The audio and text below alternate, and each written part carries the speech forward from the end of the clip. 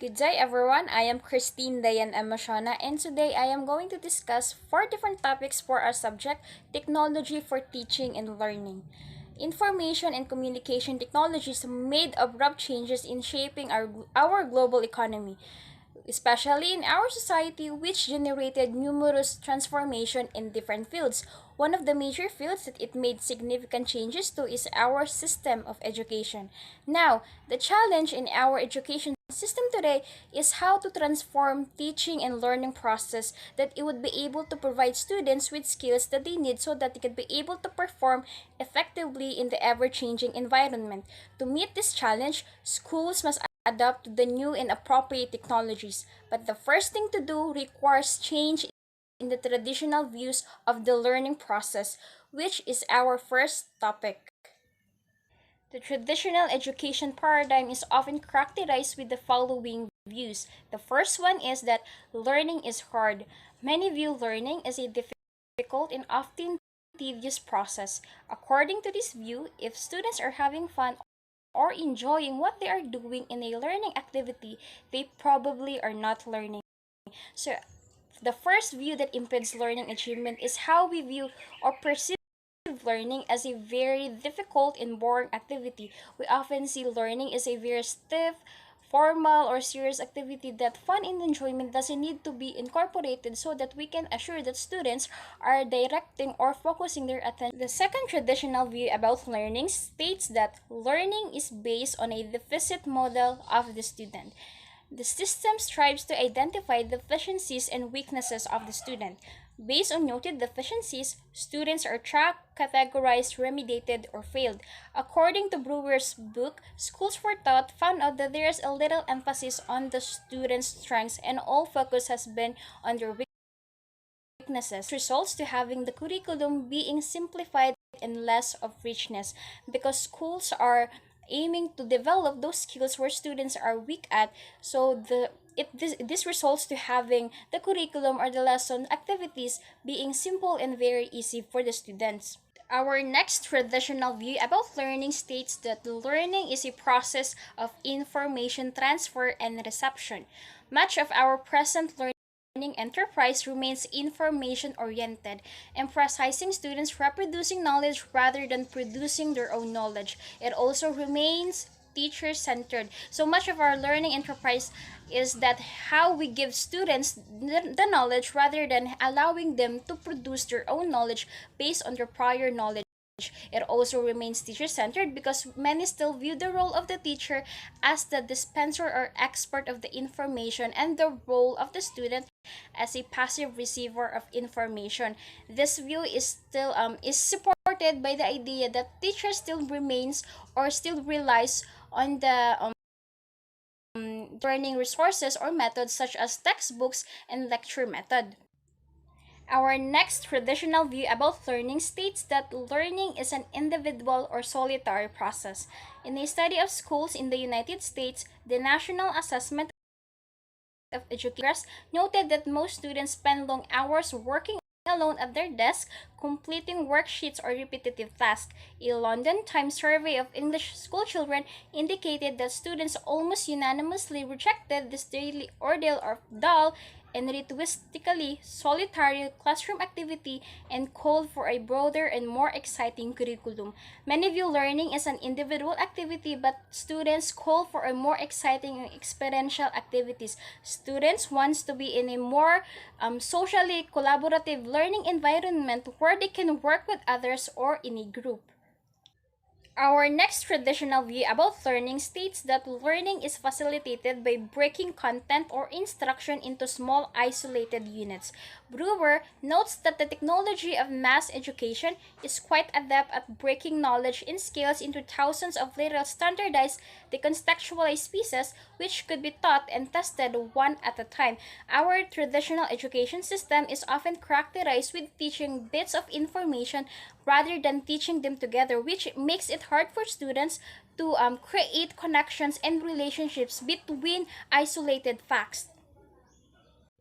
Our next traditional view about learning states that learning is a linear process.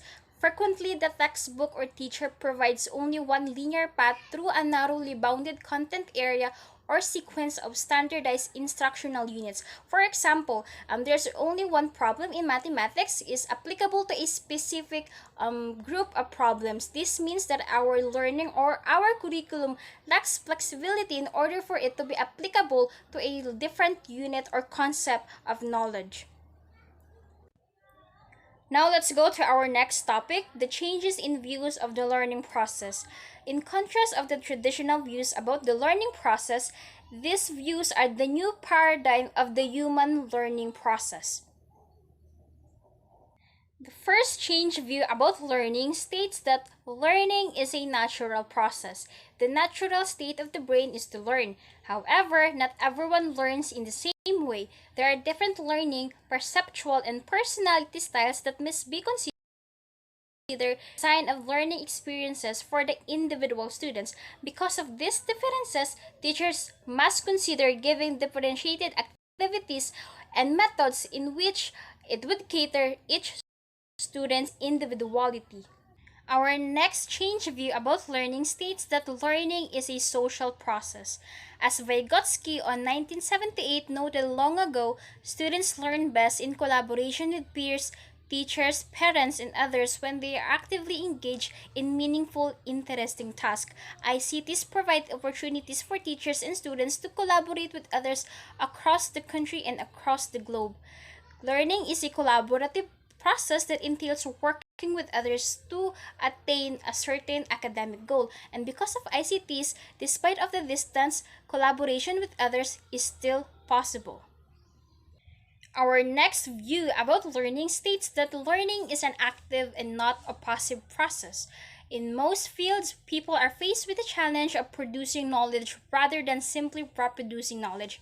Learning today entails the production of knowledge based on our prior knowledge or experience rather than recalling knowledge or memorization of facts.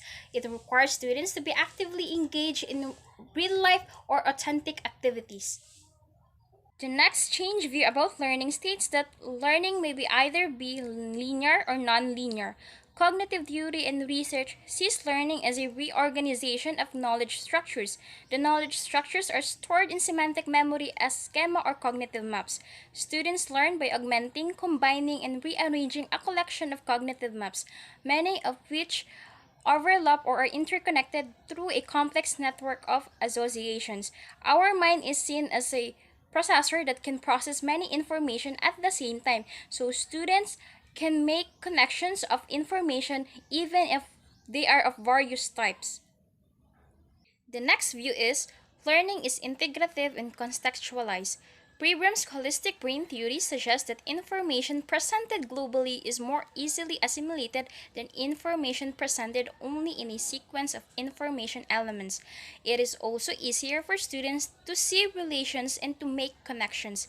If information is taught in general, it would be easier for students to make connection between isolated facts, which learners must discover themselves, of course, with an aid of the teacher. The next view states that learning is based on a strength model of student abilities, interests, and culture.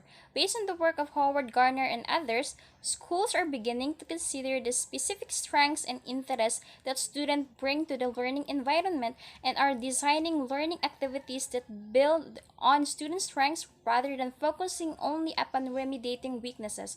Schools begin to redesign activities that emphasize the strengths of the students.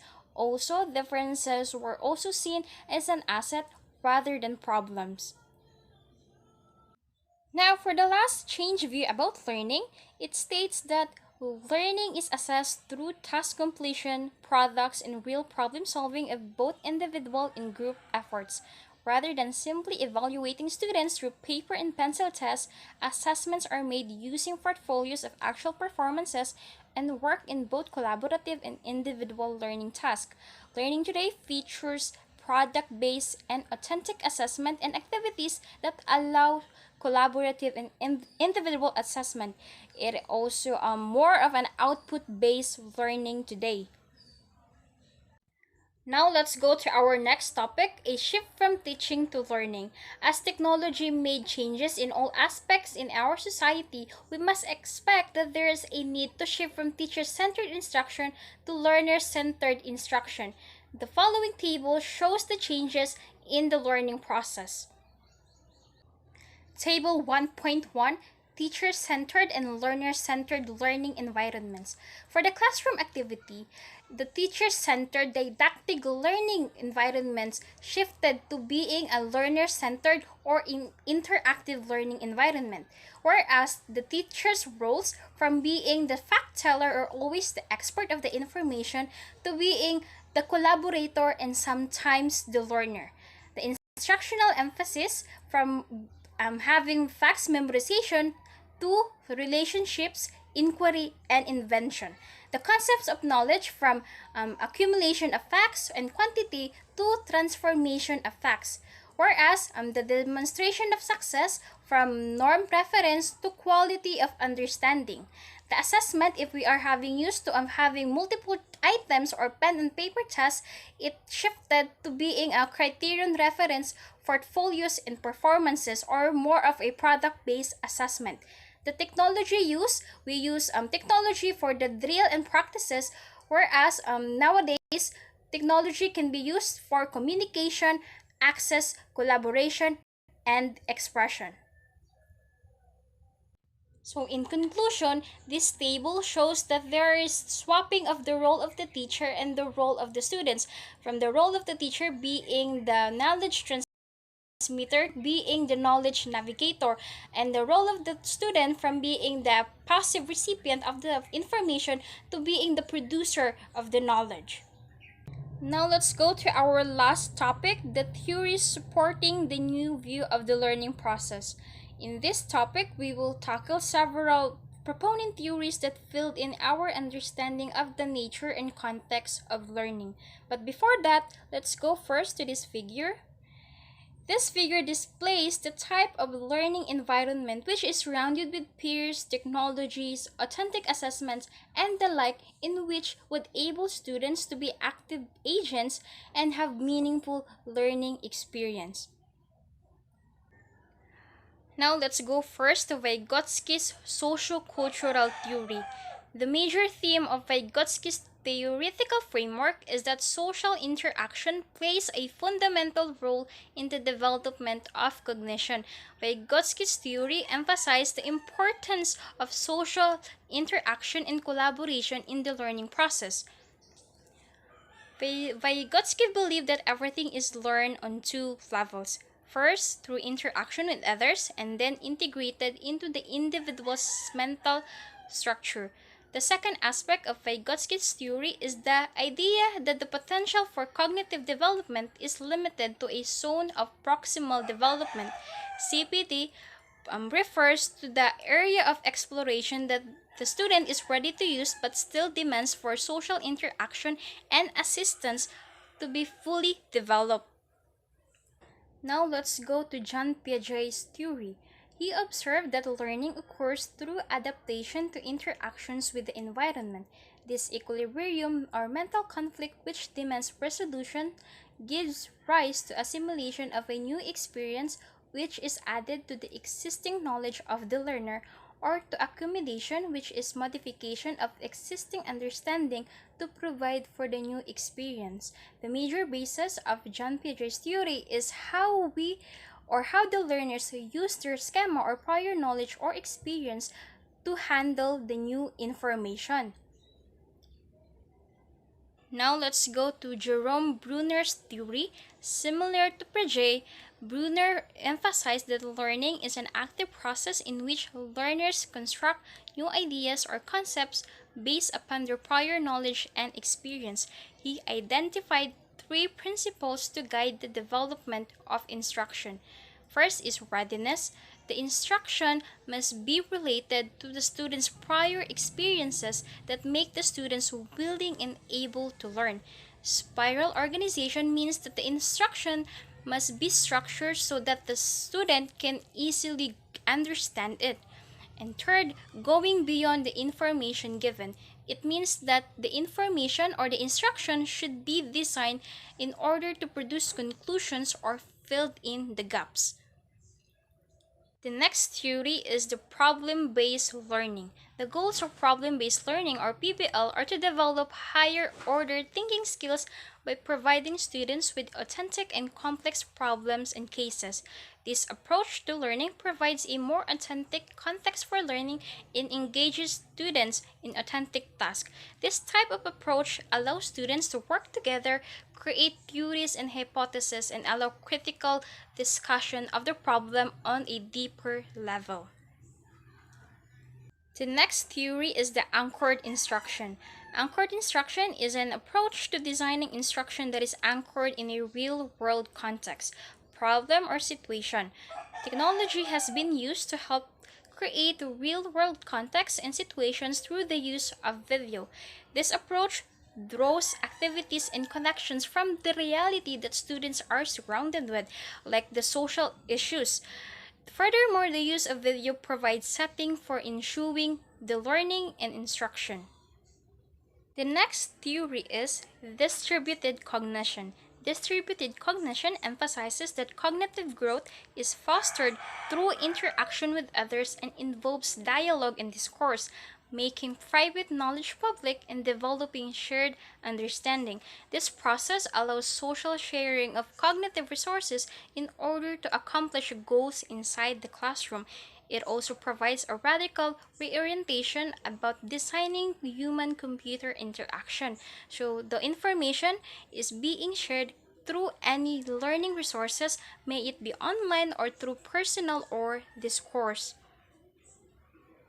The next theory is the cognitive flexibility theory. This theory asserts that people acquire knowledge in ill-structured domains by constructing multiple presentations and linkages among knowledge units. It also notes that learners revisit the same concepts and principles in a variety of contexts.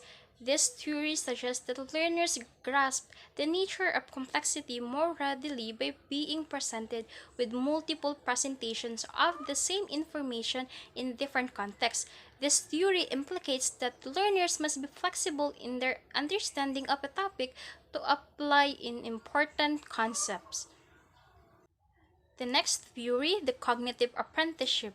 Cognitive apprenticeship is a term for the instructional process in which teachers or more experienced or knowledgeable peers provide scaffolds to support learners' cognitive growth and development. Furthermore, ICTs provide opportunities or assistance in allowing cognitive apprenticeships. Even the mentor and the learners are thousands away from each other, for example, through online class or online mentoring.